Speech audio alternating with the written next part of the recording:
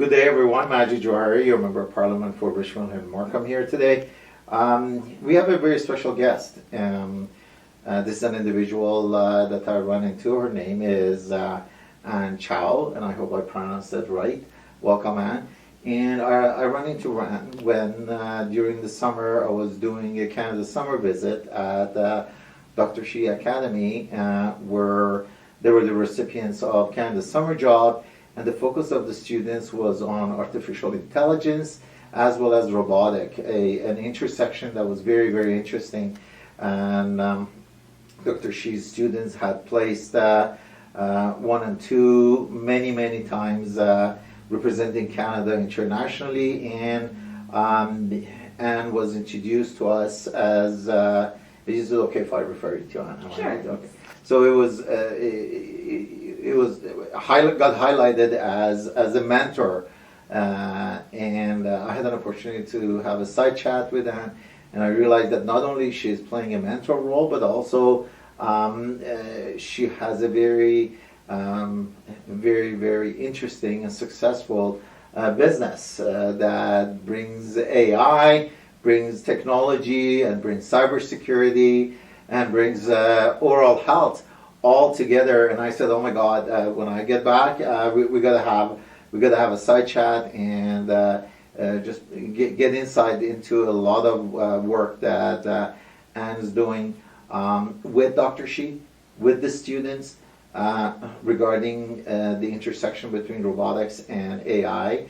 Where's the AI is going? We hear so much about AI nowadays, as well as the work that she's doing in her organization, which has a very soft spot, as most of you know. My wife is a restorative hygienist. She's in the oral health business, and when I heard that Anne's organization, company, is also focusing on oral health, but is also bringing the dimension of IT and cybersecurity with a lot of breaches that's happening today. This is a great opportunity. So I'll stop and I'll introduce Anne. Anne, welcome. Thank you, Majid. Thank you for having me. You want to say something? We welcome you. I think I kind of set the stage of how we met. And so you are here today in our office, and I would like to welcome you. And if you want to say something about what you're doing, both with Dr. Shi Academy as well as your office, go ahead. Thank you. Hi, so my name is Ann Chow. My son has been with Dr. X for 6 years now, so he is very focused in STEM. And from all the robotics competitions, and now the inaugural AI competition in Bulgaria. That was so amazing. And Dr. X has asked me to be on the committee as director of AI.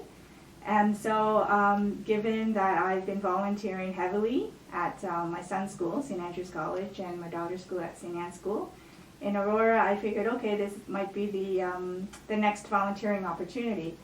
By the way, we haven't asked you to volunteer with our office. Definitely. And so volunteering has been my passion. And this AI competition is really in line with what I see is the new trend. Given, cyber breaches, we can go into that in more details later. So yes, so cybersecurity is definitely something that we should all think about in our daily lives and our businesses as well. Okay, so you touched on Dr. X Academy, which is focused on intersection of robotics, AI, yes, with the added dimension. Tell us a little bit more about your business, because that's where I really, after the initial thought, that's where I want to go, because it is an intersection, as I said, an intersection between oral health, and this is something that we hear nowadays a lot, especially with the introduction of CDCP for the seniors and youth and people with disability right now, but also cybersecurity. We constantly in the news we hear that there's a breach of so many data, and also how the IT piece really means. Does it mean your organization develop software, or develop the security for those softwares? Give us some information on that. So iTech Metallic, I should say iTech, we started like 20 years ago in dental IT. It used to be paper, so from paper to digital. And recently it's more of, we have expanded into MSB, which is managed security. And then metallic, so we expanded to the US during pandemic. Again, that's really focusing on cybersecurity. So like, what is cybersecurity? So I have like two acronyms. The first one is NEED, which is network protection, end user protection. The third one is endpoint, so network protection, end user protection, and endpoint protection. The D is disaster recovery. Yeah. So every business should really focus on that. And then when you hear about cybersecurity, so what does that mean? So think of the word drop. So D is data breaches, and then R is ransomware attacks, and then O is outdated systems, and then P is phishing scams. So that is a general overview of what cybersecurity means. Yeah. Yeah. So new terminology, need And drop. and drop. And I just thought of that just now. Yeah, oh, okay, wow. So Hold on a that's second. why. You're real, that's AI working in your Yes, mind already. yes. Awesome. So now that we kind of set the stage from two different perspectives, two different lenses, let's go back to the first lens and let's talk about the role that you're playing on, and not only as advisory but as a director, and what role AI is playing internationally, especially through the IOAI. Can you explain what IOAI is first, and then we go into the detail of it? So IOAI stands for International Olympiad in AI. We've heard of IOI, which is informatics. So this is their first year in Bulgaria. There were conferences, workshops when we were in Bulgaria, and basically they talked about what is missing in spatial AI. So we're good at... Can you say what a spatial AI means? So we're good at telling AI to learn to do motions, like carry out, execute motions. But there's still something missing, is that AI still doesn't critically think why we take actions A to Z. They can follow, but there's really no way of understanding why we take certain actions and motions. Yes. So that's still something missing. So there were many professors, PhDs that were present, and it was just being in the room of really talented experts has been an eye-opener for me personally, because I'm So I understand we hit bronze and we hit silver. Yes. Do you want to touch on the bronze and the silver? So Team Canada, there were 4 team members. There were 2 rounds. The first one is scientific round. Mm-hmm. So 4 students, high school students, were in the room for 8 hours, solving 3 problems. The first one is NPL, and the second one is LLM, and then CV, so computer vision, natural processing language, and large language module. So these things were challenged by the kids to solve, and it's pretty interesting that they have the endurance to be in that room for 8 hours straight. And how old were these kids? Grade 11. Okay. And grade 9. One of the members was grade 9. So. Grade 9 and grade 11. Yes. And a mix of boys and girls. Yes. Okay. And the second round is the practical round. So there was this really popular singer in Bulgaria. She wanted an album cover. So whoever wins that round, she will use that album cover for her new album. So that was pretty interesting. So we placed second. Yes. On the practical round. On the practical run, and bronze on the scientific run. Awesome. Okay. Let's see. So I understand there's an inaugural IOAI competition. And how was it to participate in that? I mean, we have a lot of youth, and I know Dr. X, many of their youth had participated in the robotics. Yes. But this is in a different realm, correct? Yes. The competition is somewhere in the computer rather than a little robotic fighting each other to survive. It's actually very interesting. It's almost like hacking AI. It's almost like there was a problem, a takeout problem, for example. If you type in giraffe, you want AI to give you an image of a zebra. Yeah, this is where we spent some time, Right. and I really want to spend a little bit of time on that, Yeah. because what I was explaining that we can do we can teach the computer. Right. So then when we say giraffe, it shows a picture of giraffe. Yeah. But the computer doesn't work by pictures. It works by patterns and works by digits, 0, 1s, and all of those things. Yeah. And how can the system be manipulated to be able to recognize a pattern, but fool the system to, like, break the system, Yeah. to be able to say that this pattern is actually not a giraffe pattern. Yeah. This actually a pattern is for zebra. Yeah. Okay, and I understand this is like, people would say, well, like, okay, What's where's the the point? applicability of Right. all of this? Right. And this is where I want to focus, because Right. we can explain that when I was there and the students were explaining to me that they're actually trying to break this code, and they're trying to rewrite it so or embed, like, I don't know, probe in there that they would go and change it. And when you say giraffe, it gives you zebra.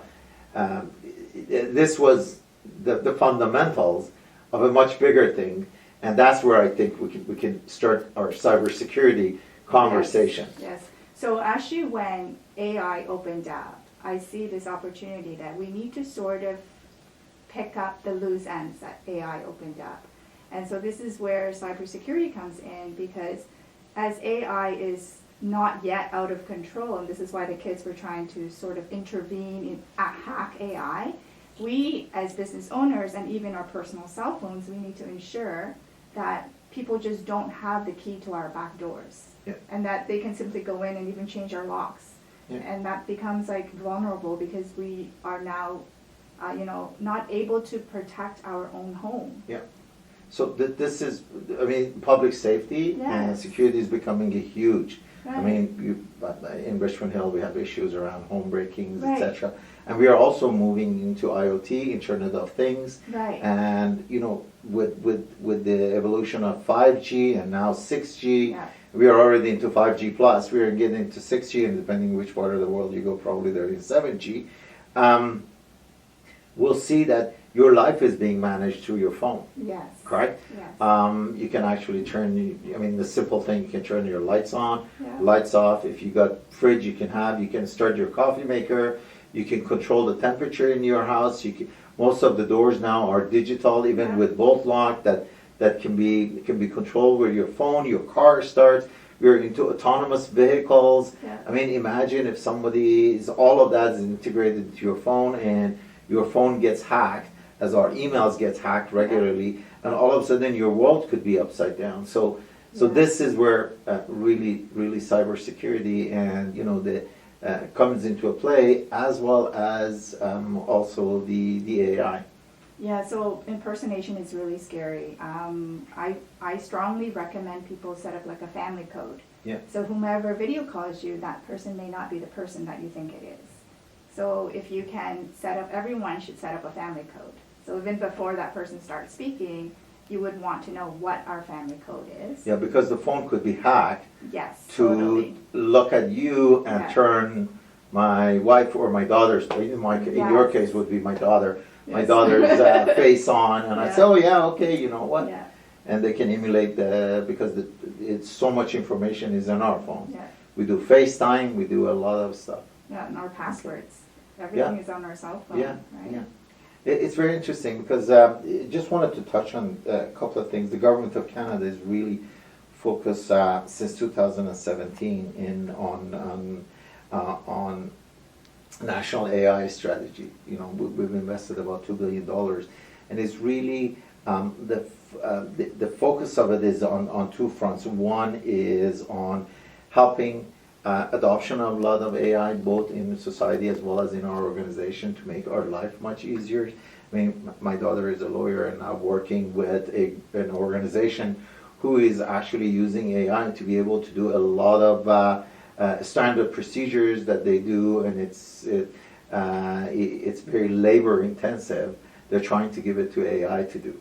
Correct? I mean, students write their essays using AI and chatbot, etc. But aside from those, really their benefits not only to that, but their ultimate benefit is the client, who really doesn't have to spend on those amount of dollars on these labor-intensive things that could be automated. So there's money going to the organization as part of that $2 billion to help adoption of those new technology. But really the focus of it is around what I call bridging. And it's bridging the talent with the industry, the talent and the research with the industry, with the focus of adopting the technology for betterment. And again, one of the areas that we see is with that investment, we have Scale AI, which a lot of companies in our in Richmond Hill and Markham have benefited from. But more and more that we automate these processes, we get into autonomous call, etc. It also raises a bigger risk. And although we can relate to the benefit of it, okay, but there's also risk. And this is where I think we can pivot into the second piece, the cybersecurity, as a means to be able to help us and the field that you're in personally. And I think you touched on that. But what are your thoughts? At what point we should find that balance, or is it too late, or is it too early, or is it just in time for us to be able to think about the safety of the data, cybersecurity, to what extent we want to push AI? So I think every business needs to understand you can have an IT team, you can have a networking team, but then you also need a cybersecurity team that monitors your vulnerabilities 24/7. So it's not simply as setting up email security, you need more than that. You need advanced security measures. You need a company like us that can monitor 24/7, because you can do the scan today, but the very next second is a different story because things are changing so fast. And you have hackers all around the world. It's not easy to even pinpoint where they are, who they are. But now it's like using AI tools to help monitor the Okay, vulnerabilities. so I get that all organizations need cybersecurity, Yes. regardless of your size. And At some cyber point, insurance as well. yeah, cybersecurity and cyber insurance, and I Yes. believe those are the two, one of the few of the services that your organization provides, which we get into. But let me ask you another question. Why IT for oral health, specifically for the dentist? So when we started in 2004, we were involved with Downtown University, and we just feel that there was a niche there, and there was a need as well for our services. So we Is that a specialized- different need than the need that you talked about, or? It's like dental is a very unique industry. Okay. So we were able to specialize in that. But now with AI, with cybersecurity, we feel it's more of any industry, any size. Like you might think that, oh, I'm just a retailer. I don't need cybersecurity. But honestly, once you have downtime, once you focus heavily on your operations, what's bringing you down is not so much your cash flows, but your data. And the fact that if you can't even access your own, let's say, retail operation, everything shuts down. And as you know, By downtown. data, we are talking about potentially people's credit card, Yes. debit card numbers. Yes. From there, you might be able to get access to their first name, last name. Identity Based on their theft. first name, Yeah. your last name, you could do searches and Yes. figure out ethnicities. You could look at the age. From there you can kind of get into pattern of behavior, Yes. buying, all of those things. You can sell that data, cross-reference it to other data, and basically you start developing a profile for that individual simply because they just went to, I don't know, let's pick a local business, Yes. let's not pick a name, Okay. local business, and they bought a burger. Yes, yes, yes. Yes, but it not only impacts you, it also impacts your family members, right, and their identity. And as you know, once it's on the dark web, and this is where our vulnerability scan will be So, able to tell you. Not too many viewers know about dark web. So That's when you're- everybody knows web. Right. Okay, so Yeah. everybody knows internet, everybody knows web and websites. Yes. But can you explain what the dark web is? So in our vulnerability scan, we will be able to let you know your information has been sold or manipulated in the dark web. And it could go, worst case scenario, to extortion, so ransomware. So it gets really painful to go through this whole process. Yeah. You feel vulnerable, you feel violated, that your Yeah. information, your data, and actually it gets to the point where you're not even sure how far your information is being Yeah. used and for what purpose. So we kind of touched in Yeah. why dentistry and why dentist. Yeah. And I want to validate something with Yes. you.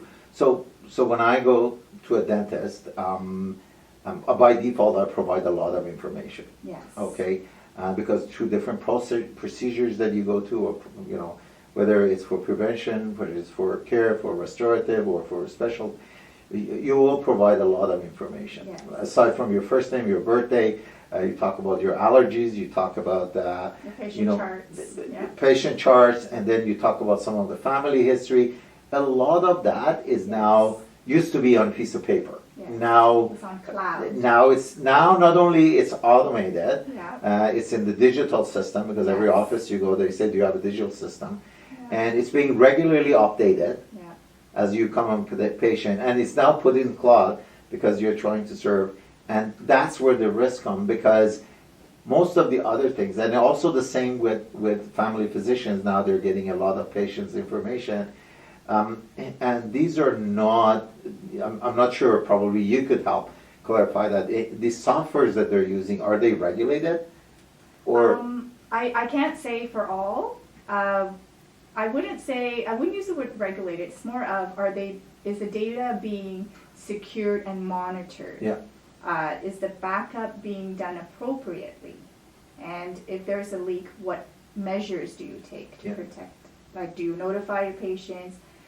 So there are measures that you can put in Yeah. place, but it's not so, like, it's hard to regulate. I'm Yeah. sure there's like the Privacy Act, but Yeah, for example, the government doesn't come and say, hey, look, Right. these are only the only three dental software that you Yeah. could use. Anybody can go and buy any dental software, so long as there's an API that can connect to government or the insurance company to be able to get the thing So processed. this is what I'm hoping. I'm hoping cyber insurance is mandatory, because I feel it's very important that they should have all of these checklists in place to protect patient data, because that's where it should start, is with the clinics, with the businesses, and with the company leaders. Like, they need to really consider that, are they doing what they are doing to make sure that, we are protecting. And you're Okay. hearing like all these leaks from all these major companies, Yeah.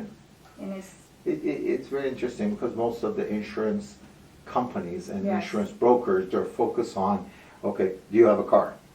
Do you have a bike? Do you have a Yeah. home? Do you have a boat? Do you have I don't know, you get fire protection, you get all of theft protection, Yes. et cetera, et cetera.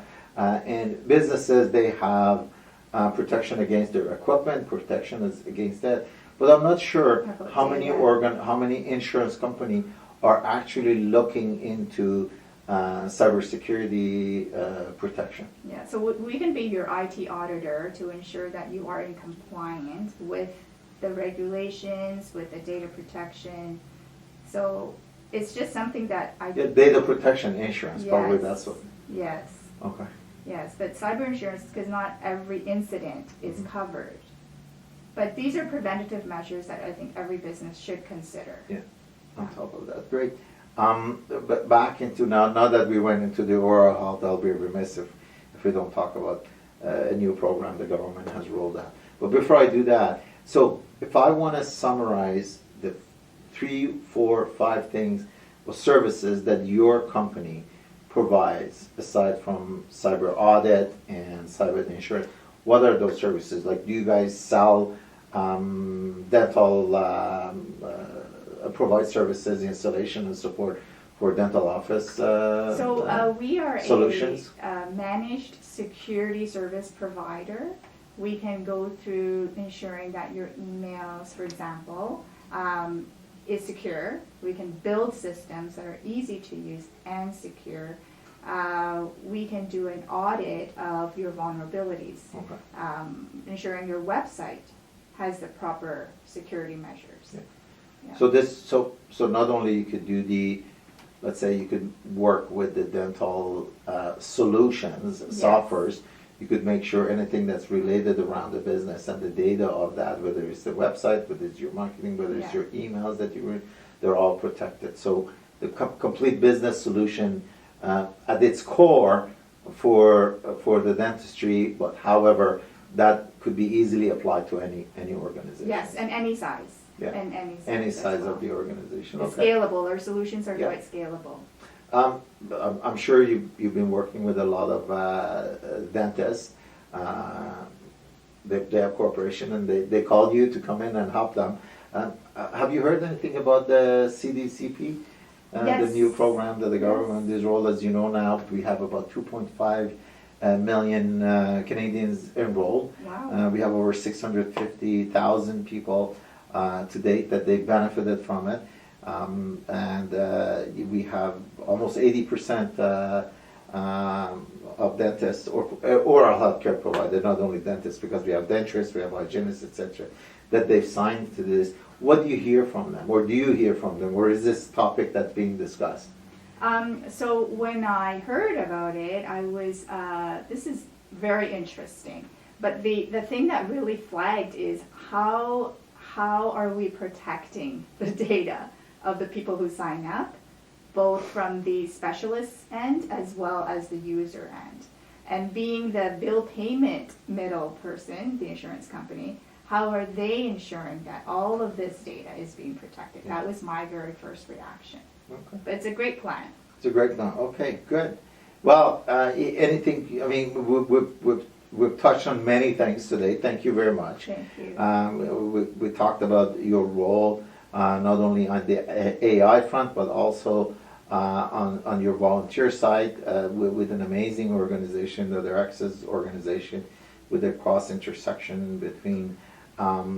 intersection between AI and robotics, the role that you are playing as the director, as well as the role that you're playing within your organization around cybersecurity, and the whole notion of information security and information insurance is a very interesting topic. Thank you.